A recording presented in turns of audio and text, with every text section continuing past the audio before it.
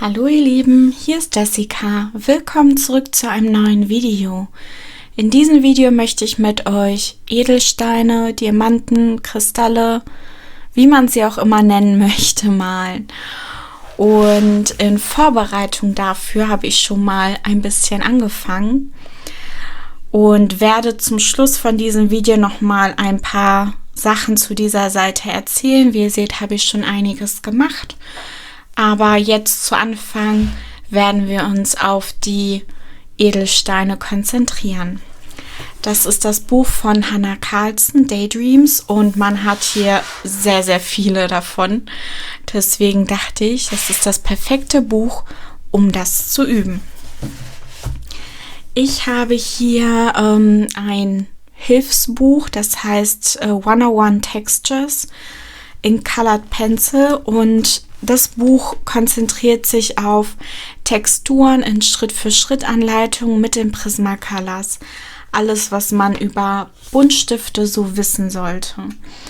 Und hier ist auch ein Amethyst drin, was den Edelstein eben sehr, sehr nahe kommt. Und ich habe mir das so ein bisschen angeguckt, wie das hier mit Buntstift gemalt wurde.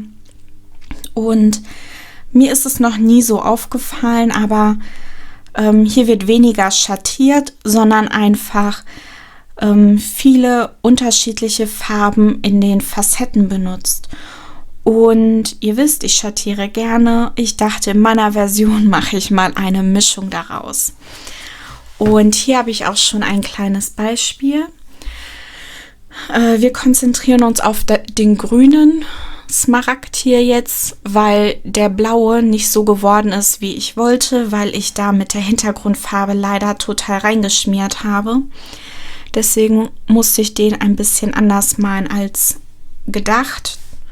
Aber der grüne ist eigentlich das, was ich mir vorgestellt habe. Und zwar habe ich für das Grün unterschiedliche Grüntöne genommen. Einmal Kobaltgrün tief 158, Phthalo-Grün dunkel 264, Smaragdgrün 163 und Phthalo-Grün hell 162, Phthalo-Grün 161. Alle Farben werden unten in der Infobox nochmal verlinkt. Genauso wie das Buch, das ich zur Hilfe genommen habe, und natürlich das Buch, das ich benutze. Im Prinzip habe ich in jeder Ecke, die hier aufgemalt ist, einfach unterschiedliche Grüntöne genommen und in der Mitte einen helleren Fleck gelassen, damit es so aussieht, als ob es schimmert, als ob dort Licht reflektiert. Und das machen wir zusammen in dem einen Kristall hier. Jetzt muss ich gerade mal suchen, wo ich meine Stifte hingelegt habe. Der Tisch ist nicht so groß, aber doch verlegt man so viel. So, für den lilafarbenen Kristall, den wir machen werden, hier unten, benutzen wir Manganviolett 160, Karmoisin 134, Blau-Violett 137, Mauve 249, Purpurviolett 136 und Delfter Blau 141. Auch hier werden alle Sachen unten in der Infobox verlinkt sein. Und im Prinzip nehme ich eine Farbe nach der anderen und male unterschiedliche Sektionen aus. Was mir aufgefallen ist, ist, dass die Kristalle schöner aussehen, wenn man die dunklen Farben vermehrt in Seite und Mitte konzentriert und die helleren Farben dazwischen setzt. Deswegen fange ich mit den dunkleren Farben an.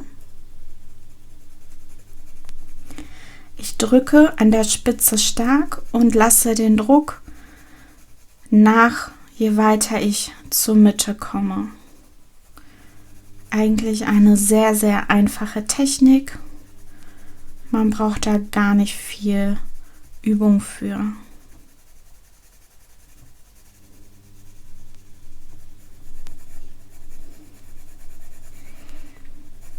Über die dunklen Stellen gehe ich immer noch ein zweites Mal, weil die Farben der Polychromos erst dann richtig strahlen, wenn man ein paar Schichten aufs Papier legt.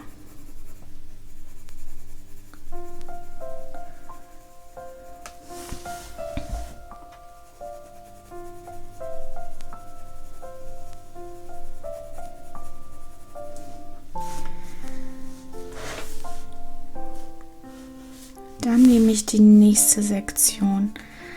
Es soll nicht nach einem Muster verlaufen, sondern wirklich so ein bisschen, oder es soll wirklich zufällig aussehen. Deswegen konzentriert euch nicht unbedingt darauf, wo ihr die Farben hinsetzt, sondern sucht euch einfach spontan ein Fleckchen aus, das euch ins Auge fällt.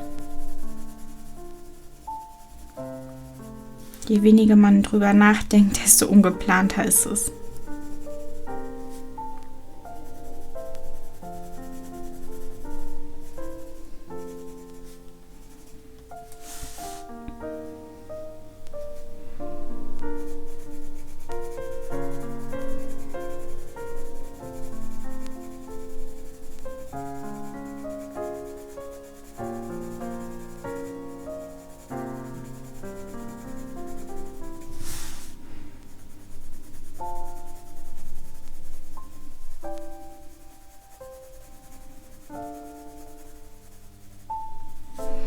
Legt den Stift, den ihr benutzt habt, wirklich beiseite. Ihr habt so viele Stifte in der Hand. Als ich hier meine Testmalseiten gemacht habe, habe ich irgendwann den Überblick verloren.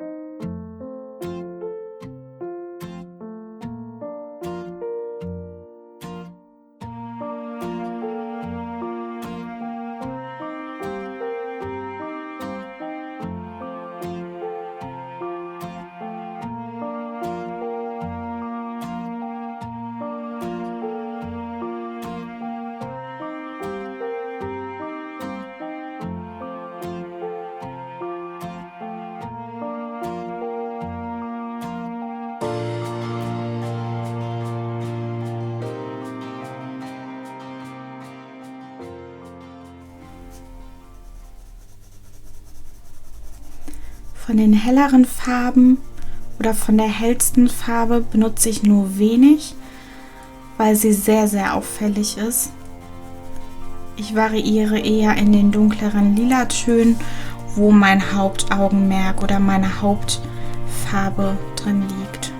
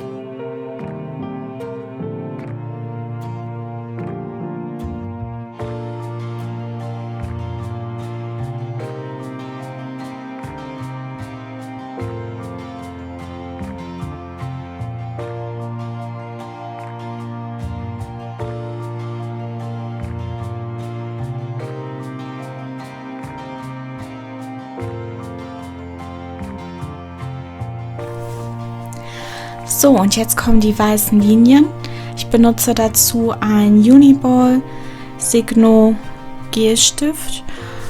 Alternativ kann man auch einen Posca-Pen benutzen. Ich habe hier einen mit einer relativ feinen Mine. Das ist 0,7 mm.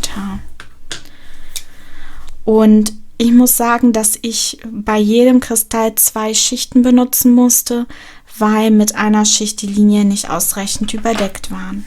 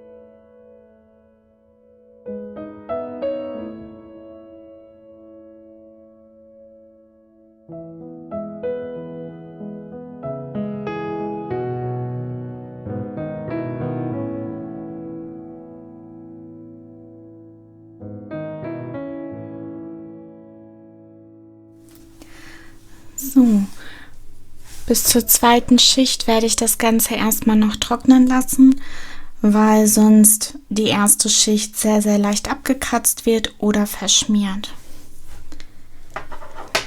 In der Zeit kann ich euch nochmal erklären, was ich hier bisher gemacht habe. Und zwar habe ich den Hintergrund mit Aquarell gemalt und dafür hatte ich die Rückseite hier am Rand mit Washi-Tape abgeklebt, weil die Farbe gerne, dadurch, dass sich eben hier mein Schutzpapier verschiebt, auch auf die Rückseite verschmiert. Dann habe ich die einzelnen Sterne, die Diamanten und auch hier mein Insekt mit Masking Fluid abgeklebt. Dazu habe ich auch ein extra Video, könnt ihr auch unten in der Infobox entnehmen. Dann habe ich eben den Hintergrund mit Indigo-Blau und Innanthränenblau ausgemalt oder eher gesagt eingefärbt. Und je weiter ich zur Mitte gekommen bin, habe ich einfach immer mehr den Pinsel ausgewaschen, sodass die Farbe immer heller wird. Ich habe schon mal ein ähnliches Video gemacht zu dieser Seite. Auch hier habe ich den Hintergrund mit Aquarell gemalt. Dazu gibt es ein Colorlong. Auch das findet ihr unten in der Infobox. Jetzt bin ich mir nur mit den Sternen sehr unsicher. Ich habe verschiedene Varianten ausprobiert. Ich habe versucht, die Umrisse mit Weiß nachzumalen. Das sah merkwürdig aus. Dann habe ich es jetzt hier mit Gelb versucht. Das sah auch merkwürdig aus. Jetzt bin ich dazu übergegangen, die Sterne komplett gold auszumalen. Und ich glaube, so werde ich es auch auf jeden Fall machen. So, ich werde gleich nochmal über den Diamanten drüber gehen. Das Foto dazu werdet ihr gleich sehen. Dann vielen Dank fürs Reinschauen und bis zum nächsten Video. Tschüss!